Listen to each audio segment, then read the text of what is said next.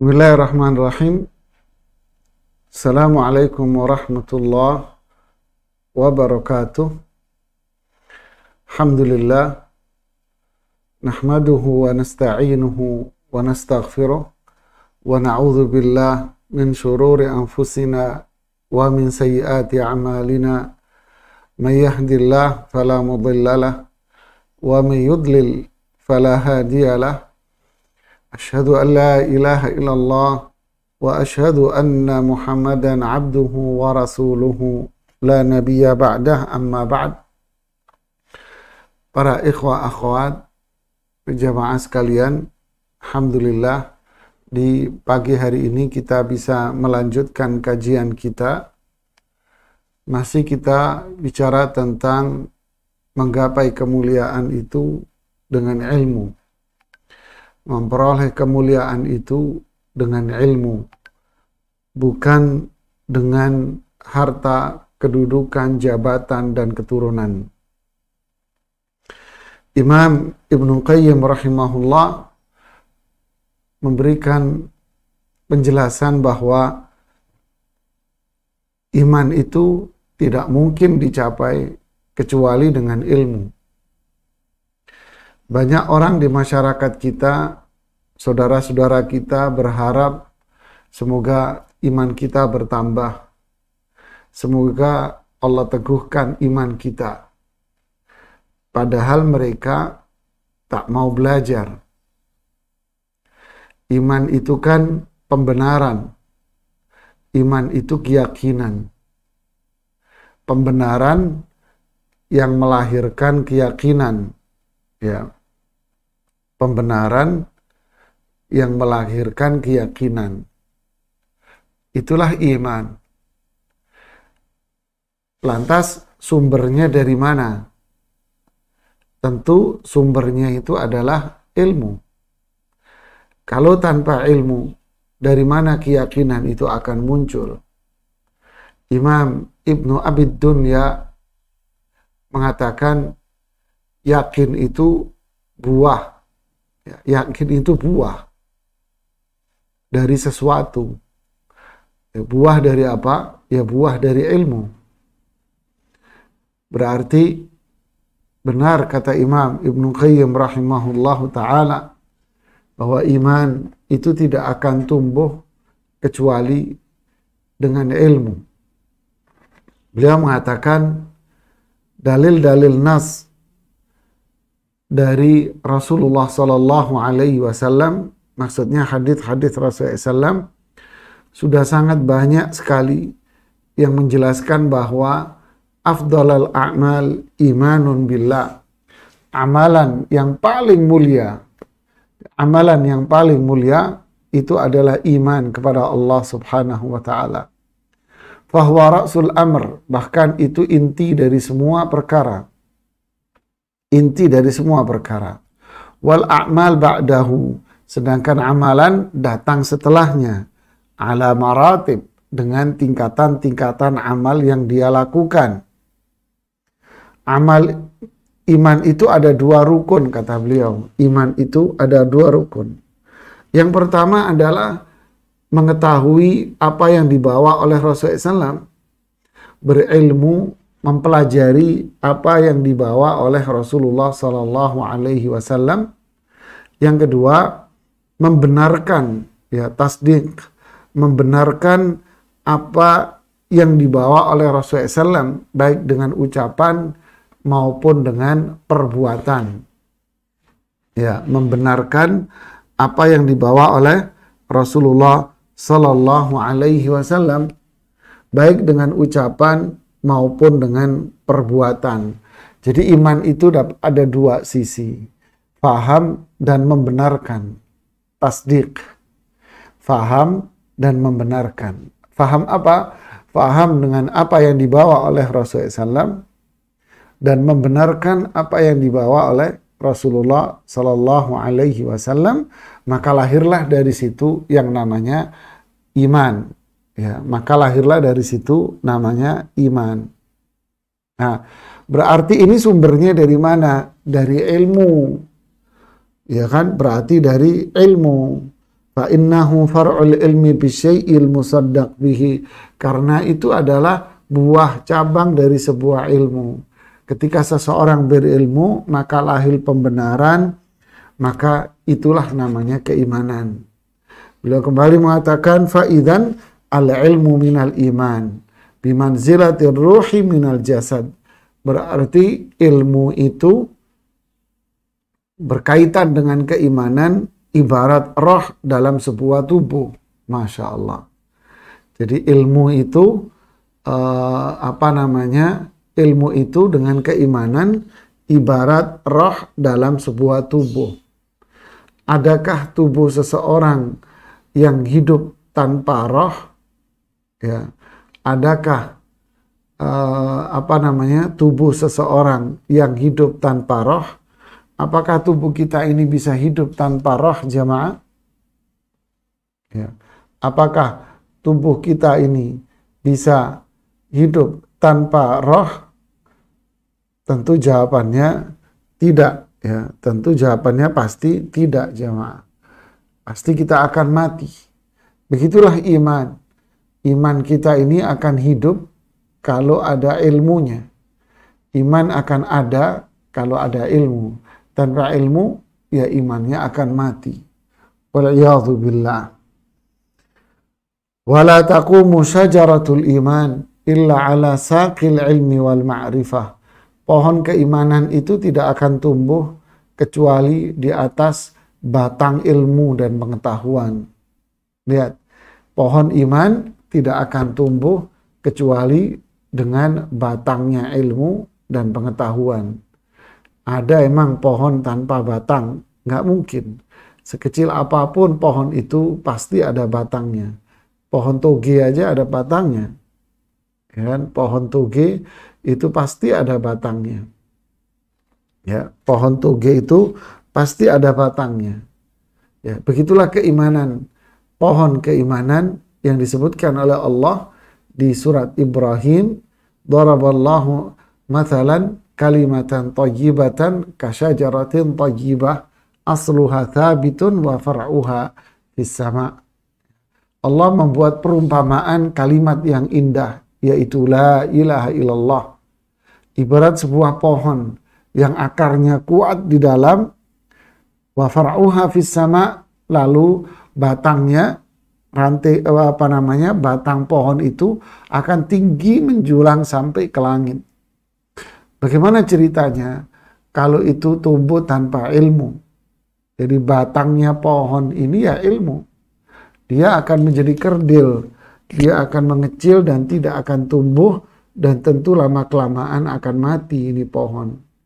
Begitulah keimanan seorang muslim, ya, akan tumbuh seiring dengan ilmu yang dia pelajari.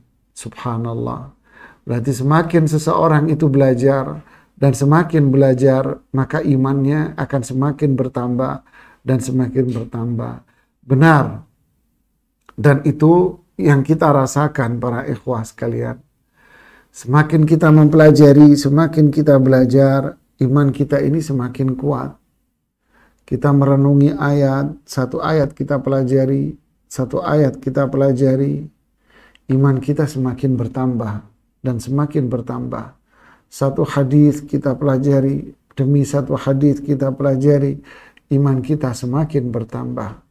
Tapi coba kita melalaikan dan melupakan ilmu, kita merasa hati kita ini mulai terasing, iman kita mulai menciut dan mengecil, mulai terasing, sehingga muncul kegelisahan, galau, ya. Tidak ada, mulai berkurang kebahagiaan yang ada pada diri kita. Karena kita sudah mulai melalaikan dan melupakan ilmu. Subhanallah. Ini sebuah faedah bahwa iman tidak akan tumbuh kecuali dengan ilmu.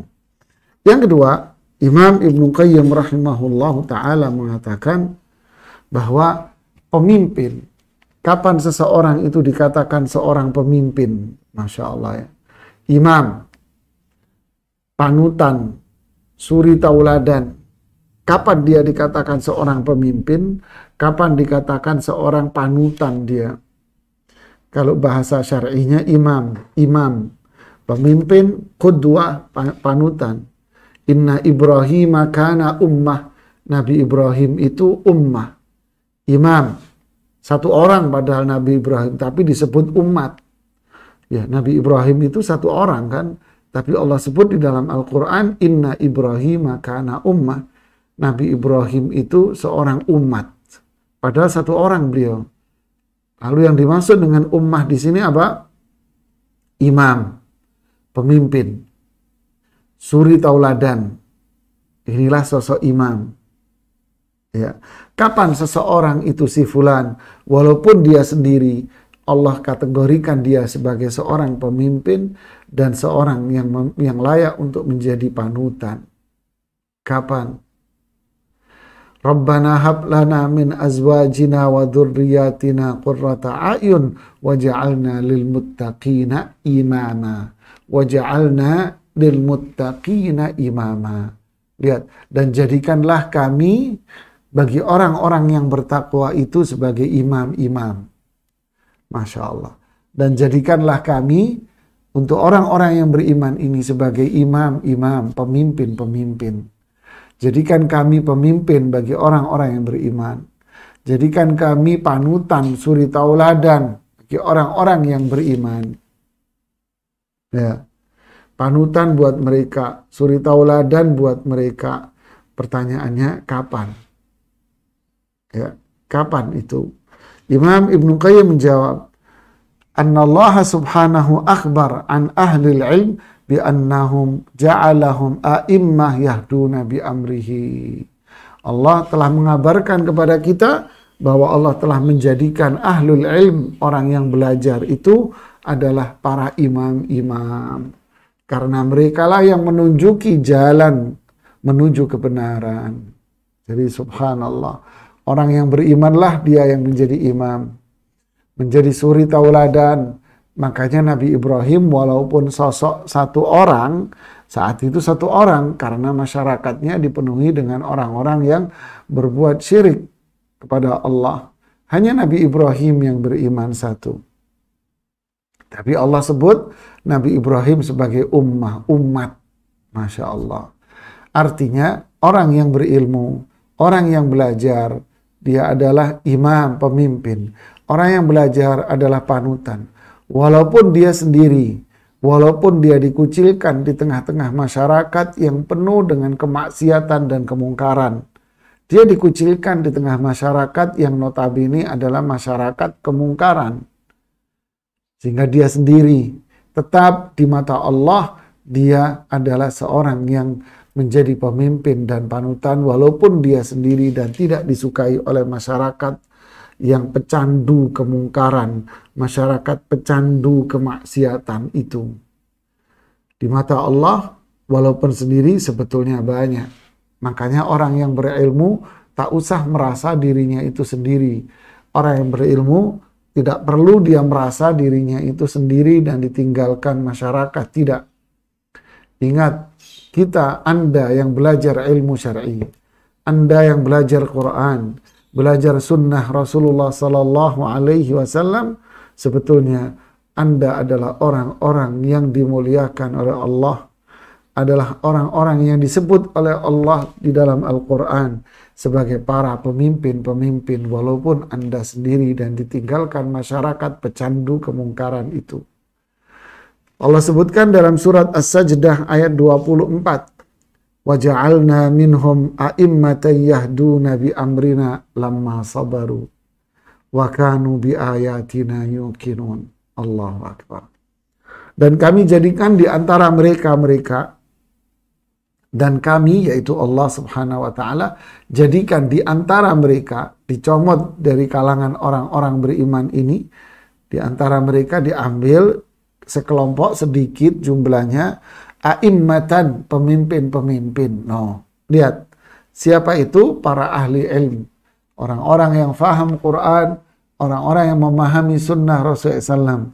Yahduna bi amrina, Pertama, ciri-ciri mereka adalah mengajak manusia untuk kembali kepada Al-Quran dan Sunnahnya. Nah, dan ini kita lihat nyata. Mengajak umatnya untuk kembali kepada Sunnah Rasulullah SAW. Yang kedua, lama sabaru, dan mereka memiliki kesabaran untuk menjalankan syariat Islam ini, untuk belajar dan untuk mengajak orang lain. Wa kanu bi ayatina yuqinun, dan mereka sangat beriman kepada wahyu yang Allah turunkan kepadanya. Yaitu tadi kata Ibnu Qayyim di bahasan yang lalu, tasdik, pembenaran. Ya, jadi orang berilmu akan menjadi imam panutan, akan menjadi pemimpin. Orang-orang yang mengajak kembali kepada Al-Quran dan Sunnah, mereka yang tegar di atas prinsip itu, inilah orang-orang yang beriman. Subhanallah, ya. Ini sebuah kemuliaan. Dan Allah katakan pula di surat Al-Furqan ayat 74 yang tadi kita bacakan, waja'alna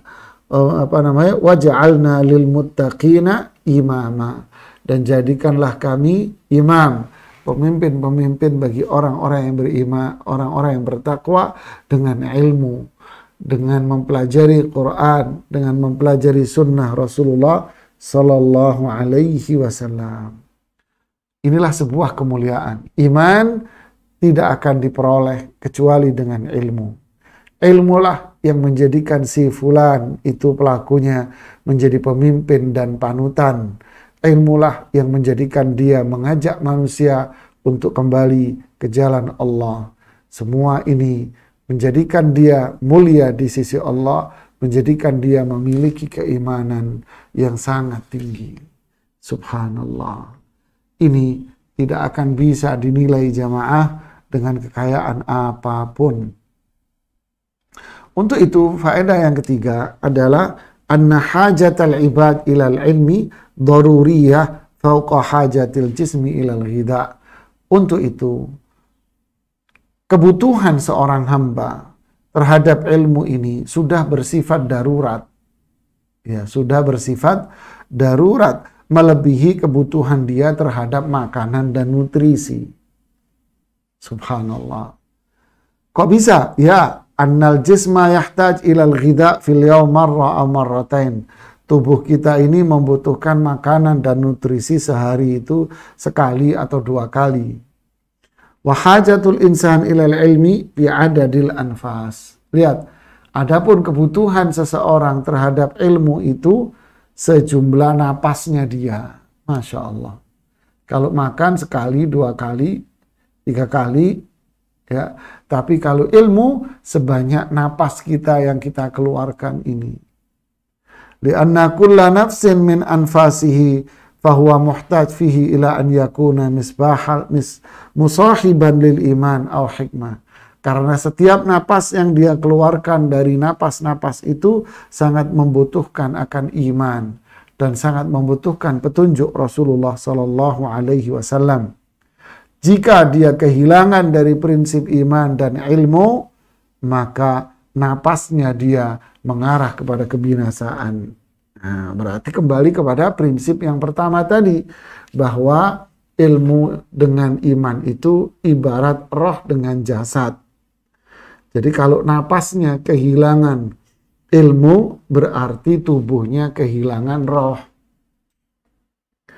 Kalau kehilangan ilmu, nggak belajar, berarti napasnya nggak ada. Berarti tubuhnya kehilangan roh. Artinya kebutuhan seorang hamba kita terhadap ilmu itu harus wajib, pasti, darurat sudah, melebihi kebutuhan kita terhadap makanan. Karena itulah kebahagiaan, ya, subhanallah. Wa qad dzakara al-Imam Ahmad hadzal ma'na bi'ainihi faqal. Imam Ahmad pernah mengatakan berkaitan dengan permasalahan ini, beliau mengatakan annas ahwaju ilal ilm minhum ila ta'am wasyarab. Manusia ini lebih butuh ilmu daripada makanan dan minuman. Kenapa? Karena makanan dan minuman, kata beliau, dibutuhkan dalam satu hari itu sekali atau 2 kali saja. Adapun ilmu dibutuhkan setiap saat dan setiap waktu. Kita butuh, anggap orang kita butuh makanan sarapan, makan siang, makan malam 3 kali kan. Berarti dalam kurun waktu 12 jam kita butuh 3 kali makan. Sedangkan ilmu tidak, setiap menit kita butuh ilmu itu. Berarti kalau orang kehilangan ilmunya, berarti dia kehilangan roh dalam tubuhnya. Makanya orang berilmu itu jahil, orang yang tidak berilmu itu jahil. Orang yang tidak berilmu jahil, orang yang tidak berilmu berarti kegelapan, berarti kematian jamaah. Berarti apa? Mati dia. Subhanallah. Ya, sangat butuh ilmu melebihi makan dan minum. Kemudian yang keempat, Ibnu Qayyim mengatakan, yang terakhir ini, anna sahibal ilmi aqallu ta'aban wa amalan wa aktsaru ajran. Orang yang berilmu itu tidak begitu capek. Ya, enggak capek tapi pahalanya banyak, kata Ibnu Qayyim. Orang yang berilmu itu enggak capek tapi pahalanya banyak. Loh, kok bisa? Wa'tabir hadza bisyahid. Coba fahami ini dengan sebuah permisalan, kata beliau. Apa itu? Seorang pekerja, seorang karyawan pekerja, dia akan mengalami dalam sehari-harinya itu dan menggeluti dalam sehari-harinya itu pekerjaan-pekerjaan yang berat bagi tubuhnya. Berat, capek dia. Mau karyawan, mau pegawai, mau apa saja, dia capek dalam seharinya dengan pekerjaan-pekerjaan yang dia lakukan. Wal ustadzul muallim, adapun seorang ustadz, seorang guru, seorang pengajar, seorang dai, orang yang punya ilmu, dia hanya duduk, kata beliau.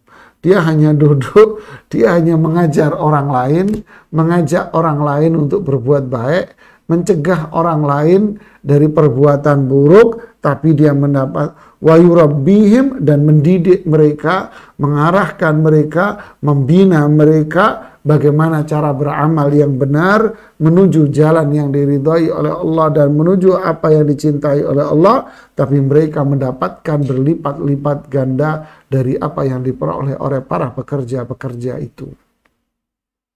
Masya Allah. Tentu yang dimaksud di sini adalah pahala ya, bukan dunia ya, bukan dunia ya, tentu ya, tidak, bukan dunia. Ya, kalau dunia bisa jadi mereka dari sisi materi duit lebih banyak, tetapi para pengajar ustadz-ustadz ini tidak mendapatkan materi seperti yang mereka dapatkan, tapi mereka mendapatkan materi cukup sesuai dengan kebutuhan mereka, cukup saja, bahkan banyak yang kekurangan ya. Tetapi yang dimaksud di sini adalah pahala, kebahagiaan, keberkahan, kebaikan yang berlimpah.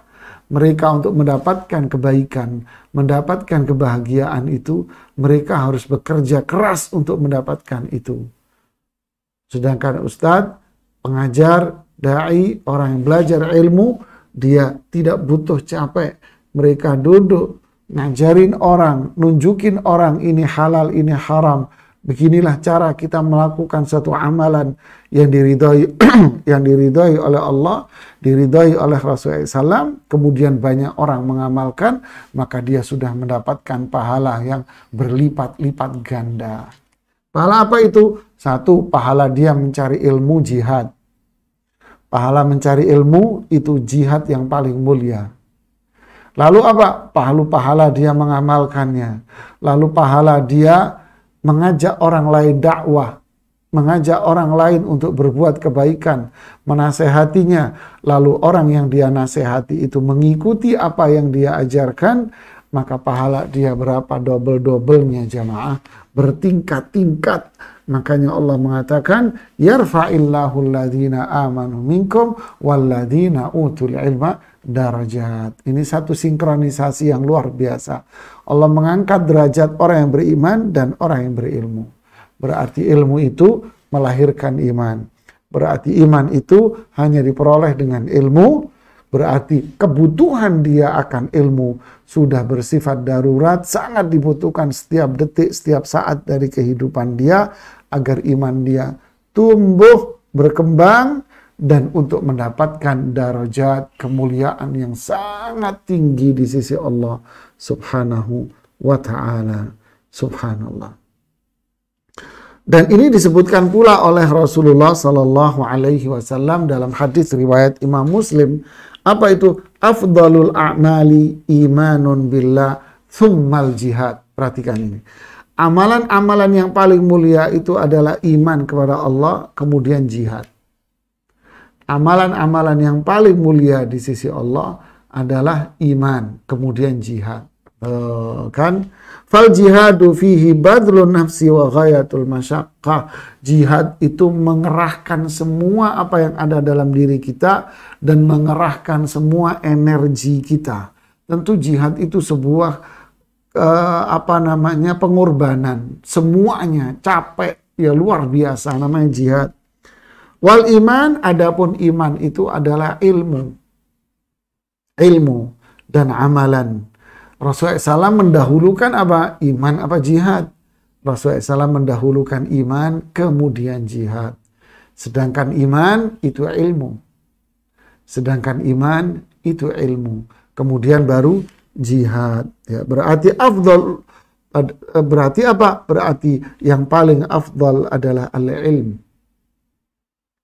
Paling afdal adalah al-ilm. Orang berilmu, dia akan mendapatkan pahala yang jauh lebih besar dengan sedikit amalan.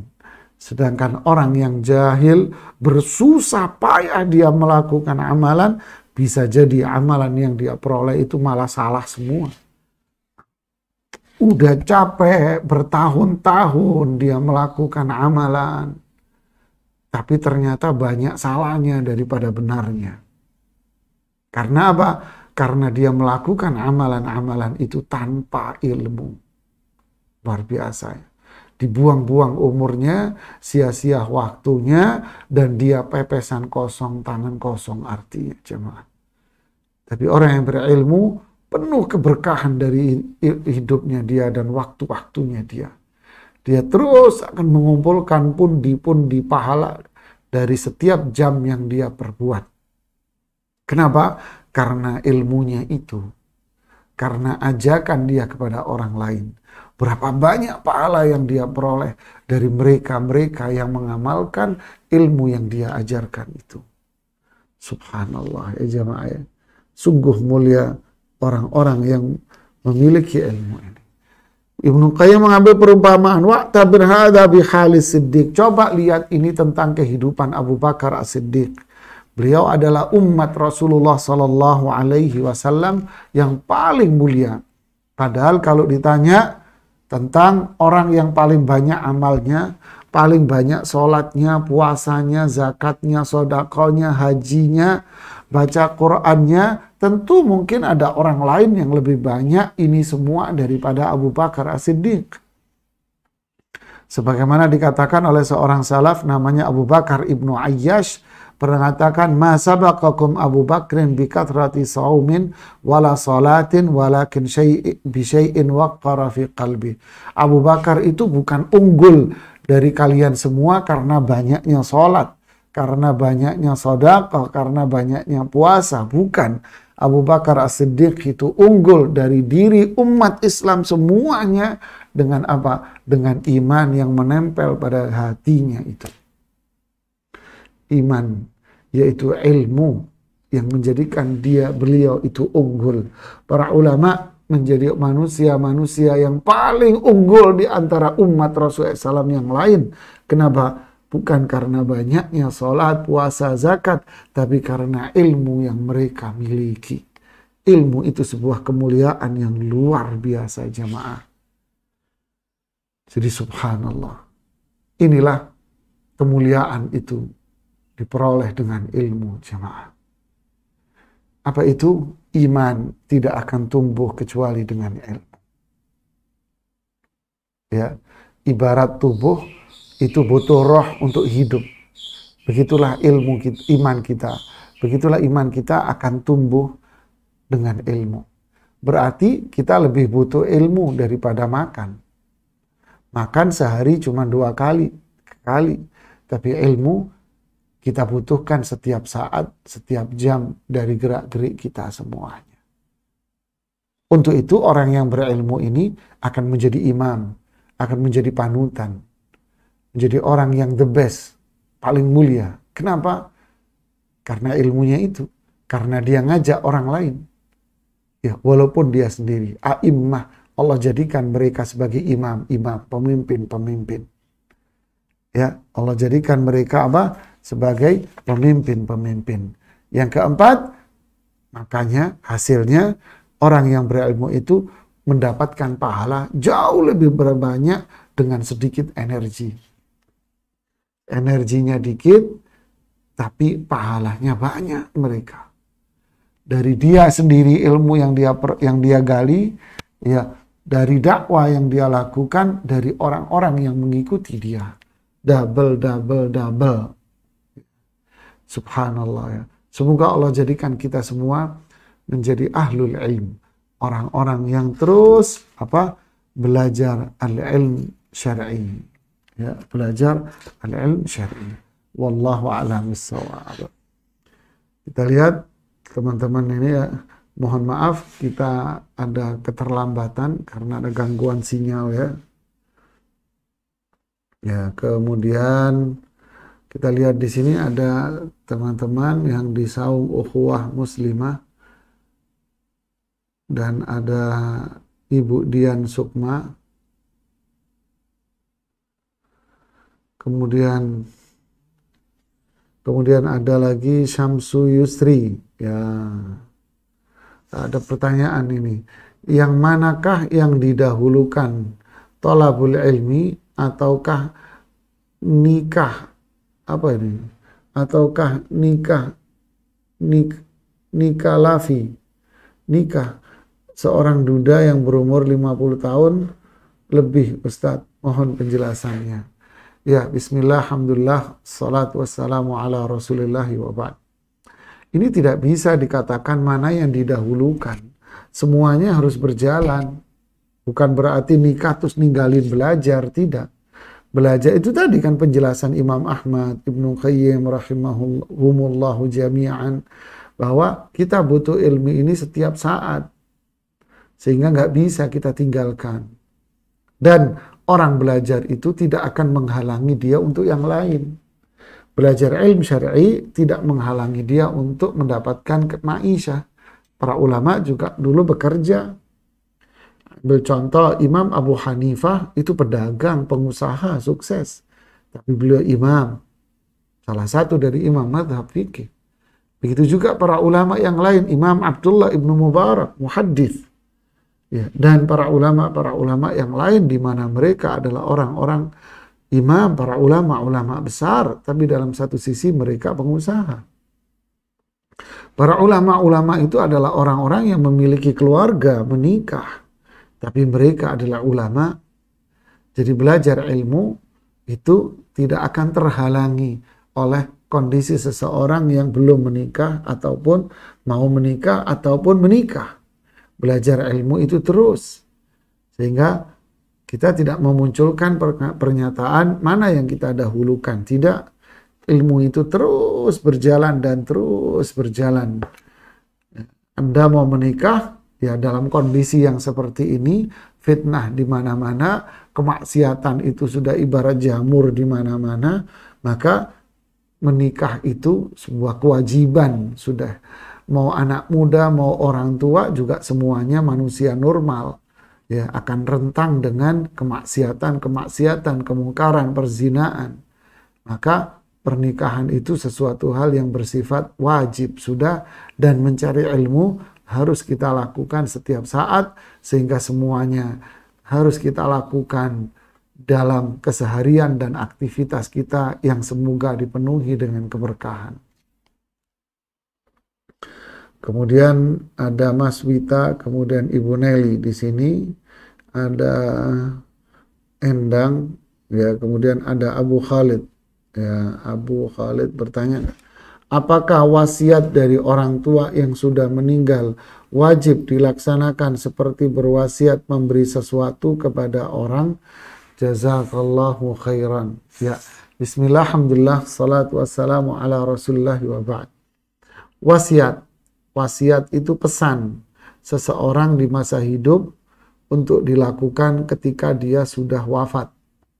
Ya, wasiat itu pesan seseorang di masa dia hidup untuk dilakukan ketika dia sudah wafat. Si A bilang di masa dia hidup, nanti kalau saya sudah nggak ada, nanti kalau saya sudah wafat, ya, sisihkan dari harta peninggalan saya untuk bangun pesantren atau bangun pondok umpamanya, atau untuk kegiatan ini itu. Nah, ini wasiat namanya. Nah, jika seseorang berwasiat seperti ini, maka apalagi wasiatnya kebaikan, ya ketaatan berkaitan dengan dirinya, maka ini wajib untuk dilakukan. Ya, wajib untuk dilakukan seperti yang saya contohkan tadi. Tapi kalau wasiatnya berupa seperti ini, nanti kalau saya wafat, rumah ini buat si fulan, buat anaknya, ini rumah buat istrinya, nanti anak saya yang di sini dapat ini. Jadi dia membuat wasiat untuk anak-anaknya dan istrinya. Wasiat seperti ini tidak boleh dilakukan. Kenapa? Karena wasiat itu kepada para ahli waris. Rasulullah SAW bersabda, la wasiyata li waris, tidak boleh wasiat kepada ahli waris. Tapi kalau dia membuat wasiat seperti contoh yang tadi, tolong bangunkan masjid atau tolong bangunkan ikut partisipasi dalam pondok pesantren, pembangunan pesantren umpama, tolong bantu kegiatan-kegiatan dakwah dari uang saya, boleh dilakukan, bahkan wajib, karena pahalanya akan dimanfaatkan oleh si pemilik uang, yaitu si ayah ini. Ya, asal dengan syarat, catatan, wasiat yang dia sampaikan itu tidak melebihi 30% dari total aset yang dia miliki. Contoh, dia memiliki aset 1 miliar, maka wasiat dia tidak boleh lebih dari 300 juta dari total asetnya dia. Ya, Masya Allah. Kemudian ada Ibu Dwi, kemudian ada Endang, ya. Sujud sahwi itu hanya untuk rakaat yang terlupakan atau untuk semua kesalahan dalam sholat? Ya, bismillah, alhamdulillah, salatu wassalamu ala rasulillahi wa ba'd. Sujud sahwi itu disyariatkan untuk dilakukan ketika kita meninggalkan sebuah kewajiban di dalam sholat karena lupa. Ya, bahkan para ulama juga mengatakan meninggalkan rukun karena lupa. Meninggalkan rukun sholat karena lupa dan meninggalkan kewajiban sholat. Ya, meninggalkan rukun karena lupa. Kalau meninggalkan rukun sengaja batal. Tapi karena lupa diganti dengan sujud sahwi. Meninggalkan kewajiban diganti juga dengan sujud sahwi. Jadi meninggalkan sesuatu yang bersifat wajib diganti dengan sujud sahwi. Ya, macam-macam itu bentuknya. Kemudian dari Rina, kemudian dari Ummu Sultan. Apakah benar jika kita memakai mukena jilbab untuk sholat tidak boleh menghalangi kening menempel pada tempat sujud karena sujudnya jadi tak sah? Ya, bismillah, alhamdulillah, salatu wassalamu rasulullah wa ba'd. Sujud di dalam sholat. Rasulullah SAW mengatakan gini jamaah, umirtu an asjuda ala sab'ati a'zum. Saya diperintahkan oleh Allah untuk sujud dengan bertumpu pada 7 anggota tubuh. Nah, jadi saya diperintahkan untuk sujud dengan bertumpu pada 7 anggota tubuh.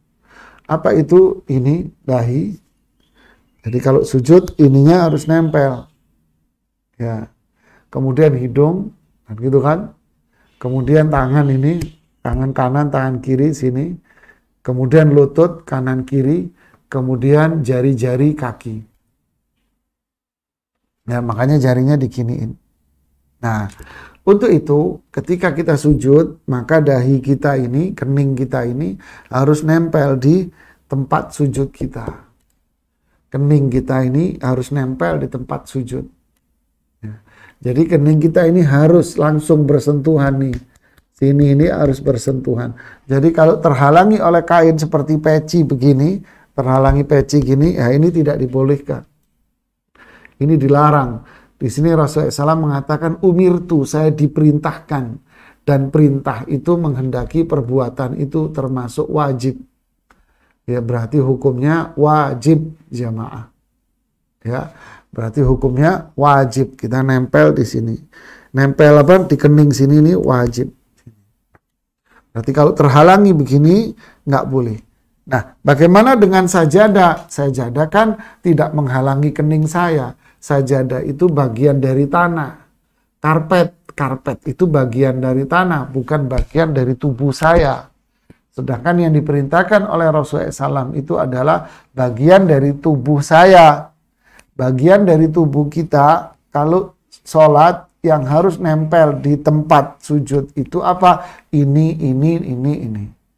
Ya, berarti kalau ini yang dihalangi, berarti itu dia menyalahi kewajiban. Ya, tidak ada urusan dengan masalah karpet dan sajadah, nggak ada masalah dia sujud di atas karpet dan sajadah, tapi yang dimaksud adalah keningnya yang nempel di bawah. Gitu ya. Pahami ini dengan baik. Tapi kalau sampai pada tingkatan batal, saya tidak menemukan itu. Ya, saya tidak mengetahui hal itu. Tapi ini adalah wajib. Ya. Kemudian pertanyaan yang berikutnya dari Sam Susanto. Ada orang masuk Islam tapi syahadatnya asyhadu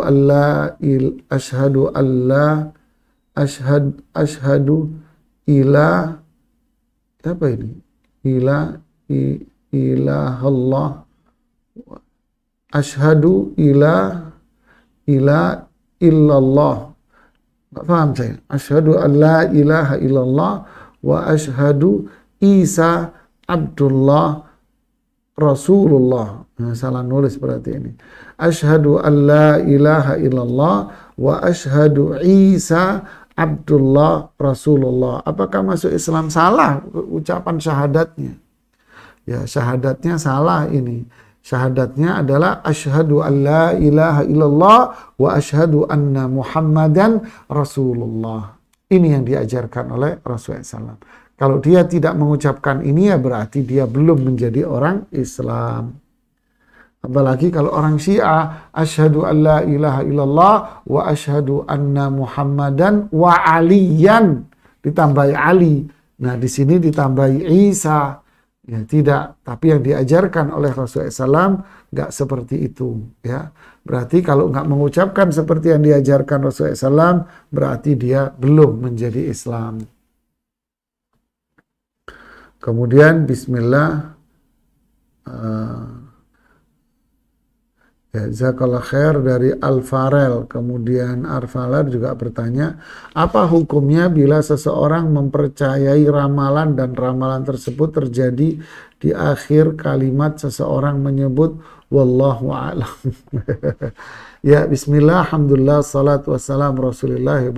Ramalan apa dulu ini? Ramalan cuaca. Ya, kalau ramalan cuaca nggak ada masalah. Karena itu berkaitan dengan fenomena alam yang didasarkan atas kaedah-kaedah ilmu yang mereka pelajari.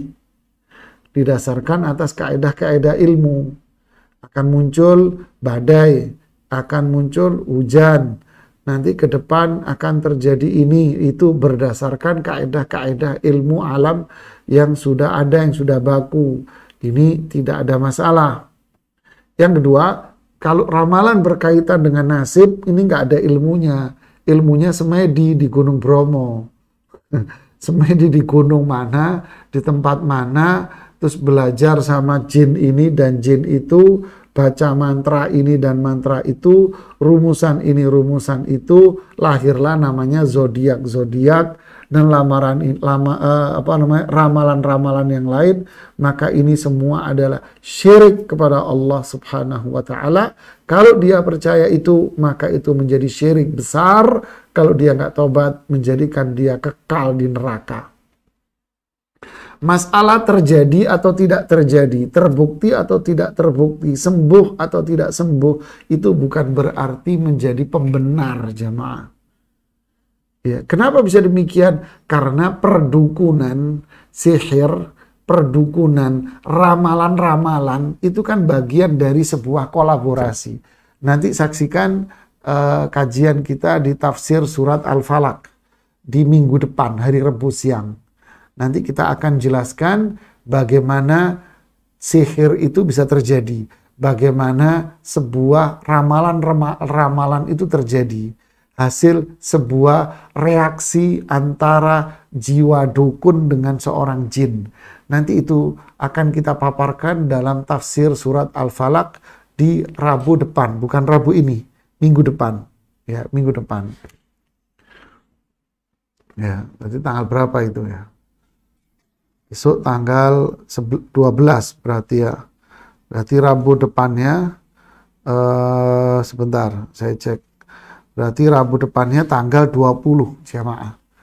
Tanggal 20 insya Allah.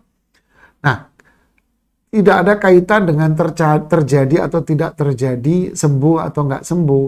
Itu bukan sebuah pembenar. Syirik tetap syirik. Walaupun orang melihat, saya sembuh kok pakai paranormal itu, terjadi kok. Apalagi ujung-ujungnya dikasih tambahan wallahu a'lam dan alhamdulillah. Ya, itu bukan pembenar. Kenapa? Karena manajemen by proses, bukan by hasil, jamaah. Kan gitu kan? Manajemen itu yang dilihat itu apa? Prosesnya, bukan hasilnya. Apakah prosesnya itu benar? Nah, kalau hasilnya doang yang dilihat, wah ini hasilnya keren, padahal prosesnya terbuat dari babi dan sebagainya, diproses dan sebagainya, kita kan masa seperti itu kan tidak. Ya, begitulah. Jadi jangan terkecoh dengan ucapan mereka masyarakat, terjadi kok beneran. Ya iya, karena dia kolaborasi sama jin. Nah, dan benarnya itu bukan karena jin tahu gaib, bukan. Jinnya tidak tahu gaib karena kebetulan. Kebetulan saja. Itu semua kebetulan. Kenapa? Coba sekarang dibikin analisa orang yang ramalan. Coba Anda kumpulkan dari semua orang-orang yang percaya dengan ramalan-ramalan itu. Berapa persen yang tepat? Ya. Yang nggak benar ini nggak diungkap. Yang benar diungkap. Itu benar. Saya punya teman juga benar. Sama aja dengan cerita TKW. TKW yang disiksa, yang itu yang diungkap oleh media. Yang disiksa 1, 2, itu yang diungkap. Tapi sekian juta TKW yang sukses kerja, itu nggak diungkap oleh media. Kenapa? Nggak ada nilai beritanya. Seakan-akan semua TKW yang kerja itu disiksa semua. TKI yang kerja disiksa semua di sana. Seakan-akan begitu. Jangan, ya akhi. Menilai sesuatu itu jangan sesimpel, sekonyol itu. Ya, seperti ramalan-ramalan itu. Jangan membuat pembenaran atas ramalan-ramalan itu hanya sekedar melihat 1-2 orang itu tepat. Padahal tepatnya dia bukan karena ramalan, karena memang itu adalah takdir Allah buat dia. Ya, kebetulan aja dengan ini. Artinya itu memang takdir Allah yang sudah Allah tentukan. Ketika dia percaya sama ramalan dan takdir Allah itu tiba, ya paslah. Ya paslah klop jamaah. Bukan karena ramalannya, karena memang itu takdir Allah. Ramalannya tetap syirik besar. Ya, man ata kahinan aw arrafan, siapa yang mendatangi dukun, tukang ramal, lalu dia percaya, maka dia telah keluar dari agamanya Rasulullah sallallahu alaihi wasallam. Waliyadzubillah. Hati-hati itu, apalagi di awal tahun begini. Banyak sekali ramalan-ramalan zodiak, waliyadzubillah. Yang jadi kebanggaan anak-anak muda gini ya. Kemudian Ada pertanyaan lagi dari Al Farel. Ana secara spontan langsung menegur orang tersebut jangan disangkut paut menjadi kenyataan. Nah, benar. Jadi kenyataan itu bukan karena ramalan sekali lagi, tapi karena takdir yang Allah tetapkan buat dia. Ya. Kemudian ramalan ini tetap syirik kepada Allah dan itu syirik besar. Waliyadzubillah. Jazakumullahu khairan kepada para ikhwah semuanya. Ya. Kemudian ini masih ada banyak ya, tapi pertanyaan kayaknya nggak ada nih. Ada Nandin, kemudian ada Robi, kemudian ada siapa namanya Dina, Yuni, Fazlul, Alfarel Dwi. Ya. Afwan Ustadz, ceritanya terlalu panjang. Akhir cerita yang tersebut berkata tak usah kaku-kaku banget.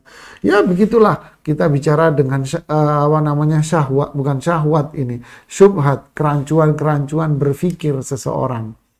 Ya syirik itu kan muaranya dari syubhat, apa kerancuan dalam berpikir, kesesatan dia dalam berpikir.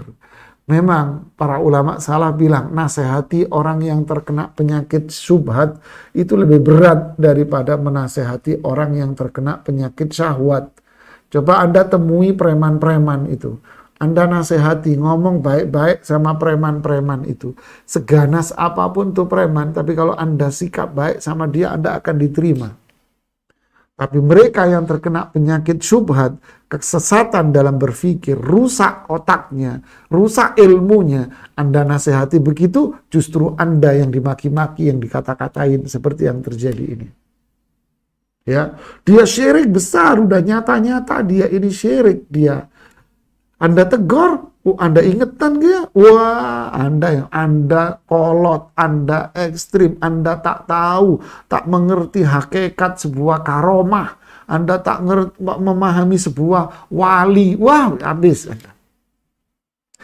Ya, tapi sekali lagi itulah, tetap kita ilmu, orang yang belajar ilmu adalah imam, walaupun Anda dicibir oleh tengah-tengah masyarakat. Jangan merasa terasing, jangan merasa sedih. Orang yang belajar ilmu, dia adalah imam, dia adalah ummah, dia adalah imam, dimuliakan oleh Allah. Terus nasihati masyarakat, masalah dia nerima nggak terima, itu urusan hidayah dari Allah Subhanahu wa Ta'ala. Ya, barakallahu fiik. Kemudian ada Budi, oh banyak ternyata berikutnya, muncul banyak nih. Mana dari Budi tadi? Hilang. Saya kira habis. Oh ini. Mohon penjelasan hadis-hadis tentang ruqyah menggunakan daun bidara. Ya memang ruqyah sambil menggunakan daun bidara itu diperintahkan oleh Rasulullah Sallallahu Alaihi Wasallam. Ya diperintahkan oleh Rasulullah SAW karena memang ada hadisnya. Kenapa kok daun bidara? Ya wallahu alam, itu Rasulullah SAW yang memerintahkan, kata beliau, ditakuti oleh jin, setan. Ya. Yang lebih ditakuti oleh jin bukan daun bidaranya, bacaan Al-Quran dan bacaan dari doa-doa yang diajarkan oleh Rasulullah SAW. Nanti saksikan tanggal kita sama-sama belajar ya, sama-sama belajar di tanggal 20 nanti tafsir surat Al-Falaq ya. Kemudian Nandin tadi ya, kalau hutang puasa yang lampau dan belum diqadha sampai sekarang, terus yang sering sakit sehingga khawatir utang tidak terbayar, apakah bisa ketika sakit dia biar fidyah? Kalau dia sakit dan dia sembuh, maka dia wajib mengganti. Nggak bisa kan ceritanya sudah sembuh sekarang. Maka dia wajib mengqadha dan mengganti. Kecuali habis Ramadan, dia waktu Ramadan sakit. Lebaran sakit. Habis Ramadan sakit, terus sakit. Nggak sembuh-sembuh, baru dia ganti fidyah. Tapi kalau dia Ramadan sakit, sekarang udah sembuh, terus dia bicara sekarang bayar fidyah, ini saya nyari-nyari alasan. Nyari yang gampang namanya. Ya nggak boleh. Harus mengqadha, wajib mengqadha. Ya, wajib mengqadha. Kemudian dari Muji, kemudian dari Yani, ya. Kemudian jika seseorang sudah melakukan kebaikan tapi sempat diungkit-ungkit, kemudian sekarang setelah faham dia berusaha ikhlas dengan kebaikan, kemudian diungkit, apakah masih ada pahala? Taubat kepada Allah Subhanahu wa Ta'ala, pasti kesalahan-kesalahan yang kita dulu akan dimaafkan oleh Allah Subhanahu wa Ta'ala.